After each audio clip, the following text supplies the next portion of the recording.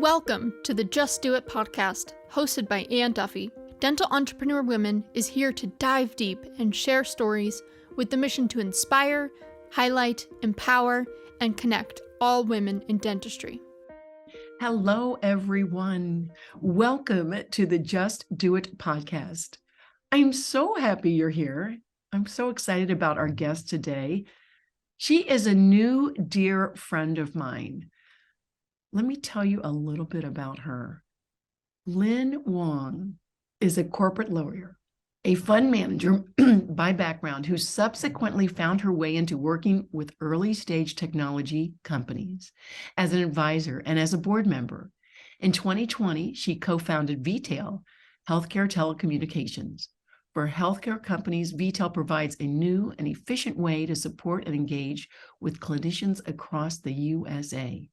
For clinicians, vTail saves them time by providing free and simple access to product information and support. She is just unfreaking believable, everybody. I love her.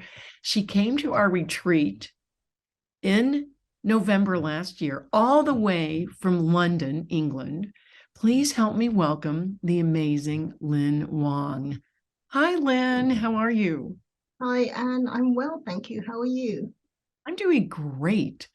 I gotta say, Lynn, you are something special. We're talking before the podcast started recording today, and I could talk to Lynn for hours, because she comes from such a different place than I come from. And her background is so unique. And just, I'm mesmerized by where she was, where her heritage started, and where she is now. I hope that you're all going to read her article in the winter edition of Do Life Mag. You will be blown away by the story of her mother. And I know when we asked Lynn to write for us, this is kind of what came up. I wanted her story. And Lynn, tell us a little bit about where you came up with this article and speaking about your mom.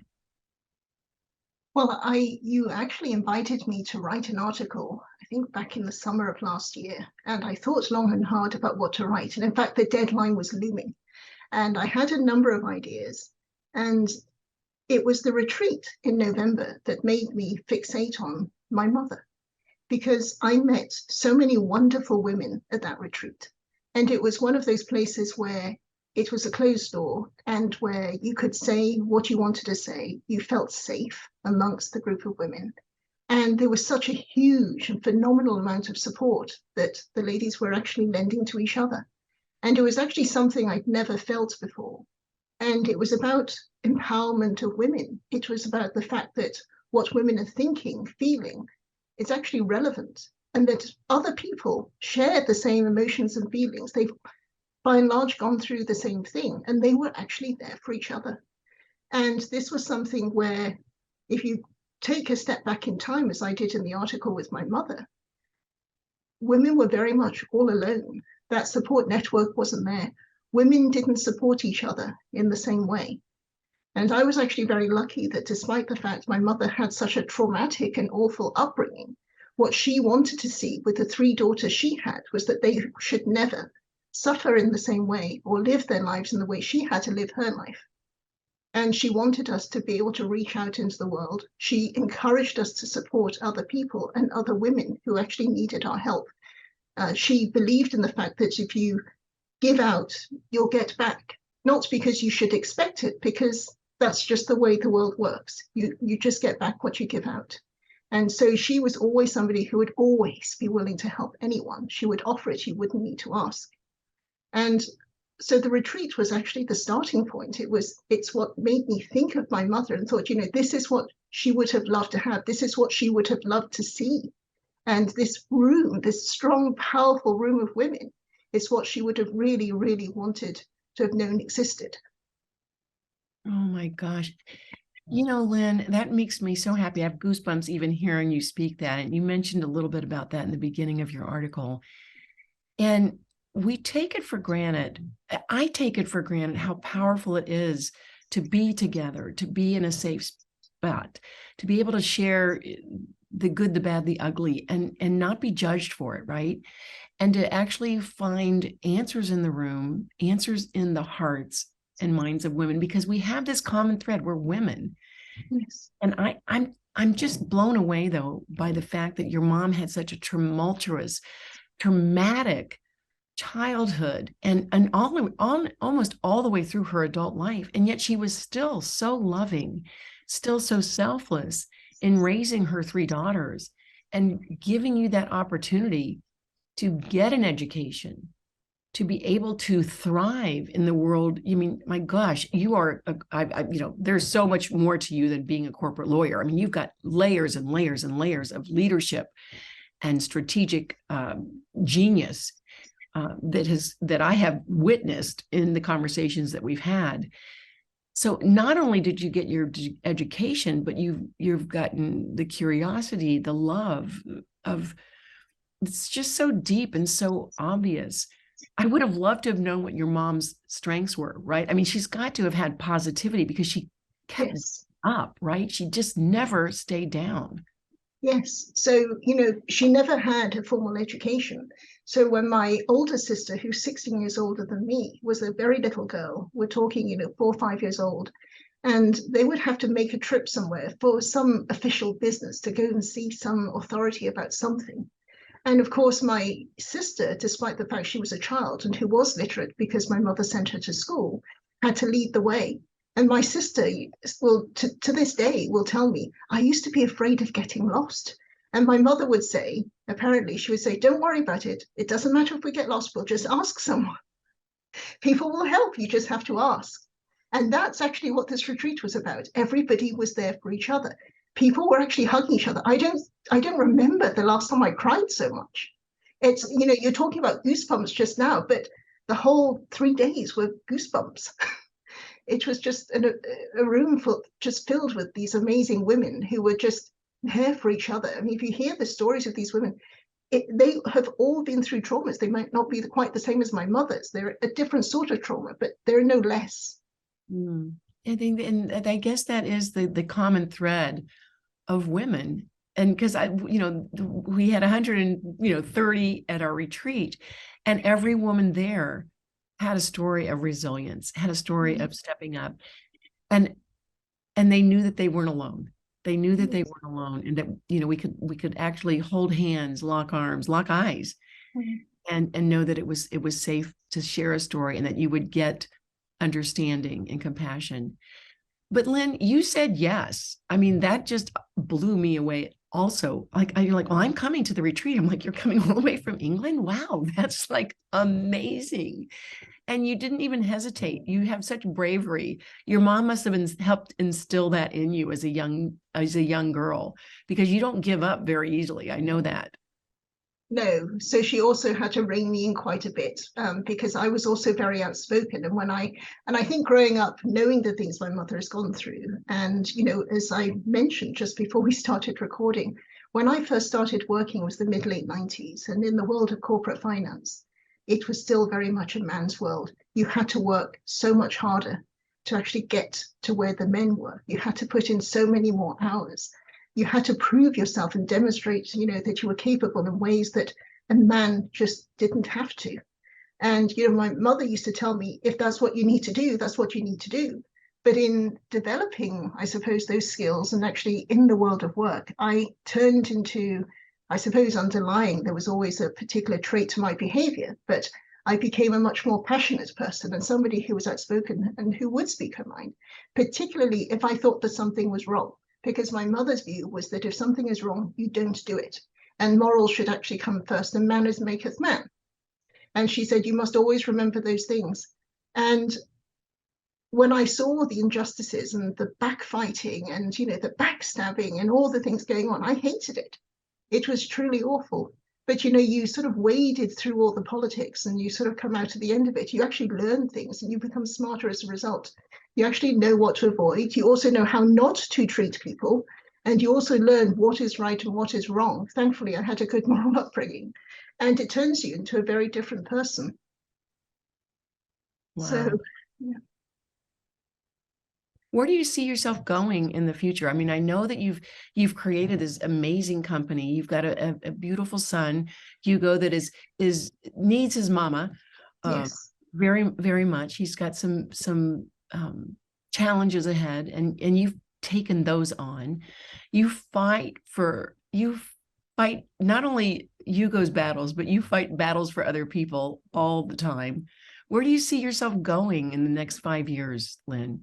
Well, the funny thing is, whenever we have a work meeting and I'm introducing myself to a complete stranger, when everybody else has done their introductions, I will say that I will normally introduce myself as the general dog's body or the bag carrier or the person who shovels all the rubbish every day, because I'm the picker-upper. I'm the person who listens. And I think it doesn't seem to matter what I do or what I get into.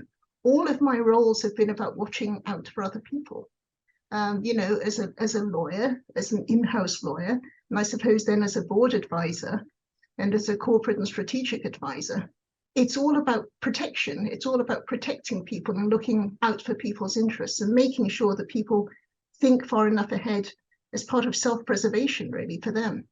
And it's not about you. I mean, the world that I operate in, and have operated in for over 2 decades, is full of sharks.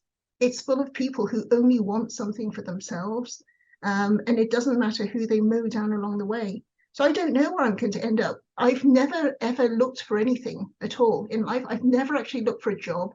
The very first job I ended up with was because I knocked on somebody's front door at their house, literally, because I knew he was a really well-known investment banker. He used to be a lawyer in New York who moved to London. And I said, can I ask you a few questions? Because I don't know which way I want my career to go. And he invited me to come and talk to him. And then he invited me to his office. And I hadn't realized I was actually being interviewed by his team, which then led to a job. And he then seconded me to a law firm. And I thought I might become a lawyer. And I'd studied law, but I hadn't made up my mind. And I ended up just becoming a lawyer because the firm wanted to take me on. And there I then met my next employer, because I was actually their advisor and lawyer for 3 years when they were starting up. And when they needed to move away from the people who funded them originally and fly on their own wings, they needed to develop the risk infrastructure. And primarily the founder needed somebody to watch his back. And that was me. So having said no for about a year, I did eventually join. And then I left and advised some high net worth families, some pretty well-known families. And then, of course, I joined an investment bank because they approached me through somebody I knew. And I turned that job down as well. We renegotiated a package that was more appropriate. And then I eventually joined. And then I left, found a fund of my own together with somebody who came out of a very large fund management firm. But unfortunately, that was the time when my in-laws started going downhill. And my son, who has a number of health challenges, started needing me more. And I had to weigh everything up and had to put my family first. So I took effectively a year out. And by the time that finished, I started collaborating with one of the co-founders of vTail, who I've known for about a decade because I hired him in to head up a team at the investment bank that we were at a few years before. And we were advising early stage companies, and I was watching his back. And then when vTail came along, together with another founder, there was a group of us, and the other 3 knew each other before, and I knew 2 of the other 3. That just kind of happened. So my whole life has been a happy coincidence. I've never really planned anything. Things happen, and things happen for a reason. I just take each day as it comes. Whatever happens, happens. If it doesn't go well, it's okay. We can manage it. We just move on. I don't wallow in anything. I don't have too many expectations other than that people should be decent. So I think so long as I abide by those principles, whatever's meant to happen will happen. Well, you Things must have have a funny way of happening. Yes, and I think that shows your great faith. I know that you have a great faith in your higher power, and that I guess things always do work out if you keep putting one foot in front of the other. You obviously have shown resilience and always hope. You always leave. Every time I've left a conversation with you, Lynn, I've left it with more hope. I've been hopeful. I think that you instill that, and that's part of your caregiving, your servant leadership.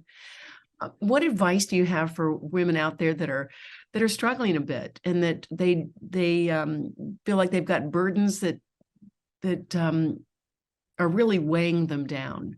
what advice can you give to give them some hope? Talk to people, because, in my life, through all the challenges I have faced, there's always been somebody who's been there. You have friends, you have relatives, they could be your work colleagues. Sometimes somebody more distant from you I hope you can't hear the rain on this recording because it's crashing down on my roof as we're talking. But people who are more distant from you and not related to the traumas you're going through very often have a much more independent view. But there's always, in my life, I've been very lucky that I've had someone I've been able to go to who's actually mentored me. So find yourself that mentor, find that person you're able to connect with and actually speak to very openly, very freely. Bare your soul, because actually, unless you do, you're not really admitting that things are wrong. You're not admitting 100%. You actually need to present the whole case, not just part of it, if you want to try to resolve your problems and think them through. Yes, and you are that honest person. I mean, from the very first conversation I've had with you, Lynn, I felt like I got to know you at the core.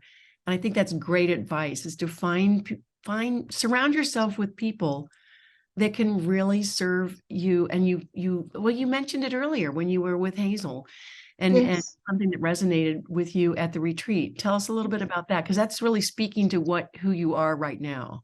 Yes, so Hazel was on one of the panels during the retreat, and she was talking about toxic people. So that's also my advice: keep away from toxic people. So Hazel has obviously gone through some traumas in her life, and as I was listening to her, I was nodding, and I was really able to understand what she was saying. And later on, when we were at your house, having a dinner party later on, a house party, I went up to Hazel and I thanked her. Because she was the first person to actually affirm that what I had done in effectively removing somebody from my life who was the huge cause of toxicity was the right thing to do. It was a really big deal because of who that person was for me. But that person really affected me. It affected my whole family in a way that I never thought possible. And after several years of going through quite a lot of pain and toxicity because of this one person, however important I originally felt that person to be, it wasn't worth it. So I thanked her for actually saying that and actually affirming that I took the right decision. And I would confer with Hazel and actually say, you should surround yourself with good people, with moral people, people who are honest, who are decent. It's not just about them being there for you. You must also be there for people. So because of where I have come from and all the things I've been through and how much of a struggle I've had to reach where I am, I'm always open to helping people. If somebody wants my help, I will help them. You don't have to pay me. I can just talk to you. It's okay. It's my time. And actually, if I can spare you the time, if I can, so that it reduces your pain, your suffering, great. If by talking to you for 5 minutes, that's all the time I'm giving up, but it saves you 3 weeks of, urgent research and not getting anywhere, and you going to pay good money to talk to people who give you really bad advice, I'd rather help save you the money and the time, because people have helped me, and I'm where I am today because people have actually believed in me and helped me. And this is what makes the world go round. So I'm all out for helping young girls who are actually starting out, who don't have any role models. Even our lawyers at vTail, one of them has actually sent his daughter to me, and I found a great work experience. I live in Oxford in England, so the university here is obviously one of the most top universities. The science laboratories are something out of another world, but it's an exceedingly elitist, prestigious place you cannot get into. And I managed to help secure a 17-year-old a work experience placement with the professor of a particular area, who I won't name, who's now with the Gates Foundation. And she had an absolutely amazing time for about 10 days. But if I can help open the eyes of young girls to what is out there and the potential, I'll do it. And that's what I would encourage everyone to do, because without people doing these things, we're still stuck in the past. Women will still be sort of trying to climb that ladder, and that glass ceiling will still always be there. We need to actually break that ceiling. We need to break the mold, and we need to just take women forward. Oh my gosh, Lynn, I cannot wait to continue our friendship, to continue working with you, to continue sharing more stories of that you have in your life and in your pocket, because you are definitely somebody that has given so much when you experienced some pain from your mom, from your past, and you've actually grown in the love of others and how you can help them. I mean, it's always been that way with you. And it just goes to show that no matter what happens in your life, you can turn it around and you can make it something good. And that's what you have done. You have really done that for all of us. So I'm just so thankful for you to be in our DeW community, and so thankful for our time today.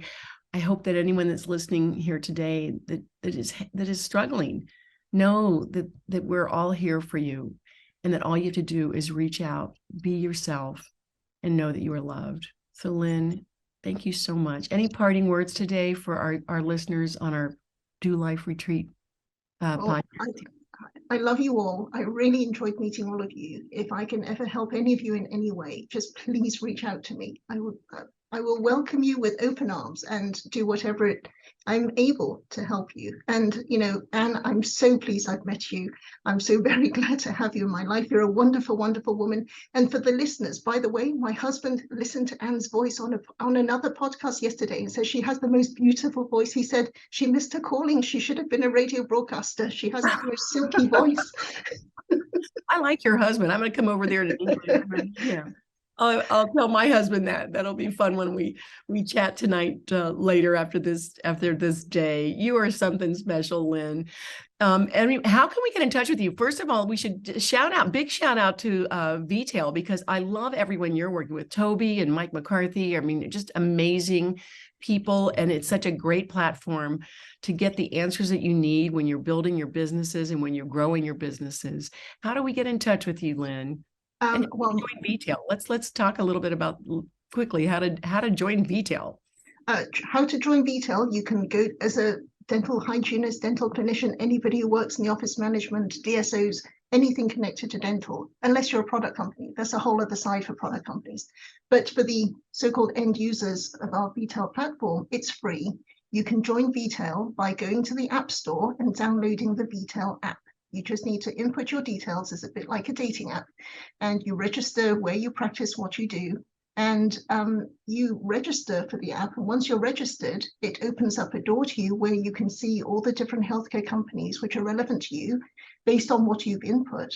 And they can't see you, but you can see them. So you're in control and you can choose who you want to connect with. It's that easy. So our website is www.vtail.co.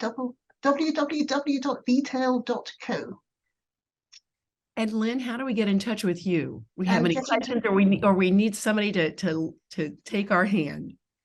Okay, you can get in touch with me on my email, which is Lynn, LYNN, @vtail.co.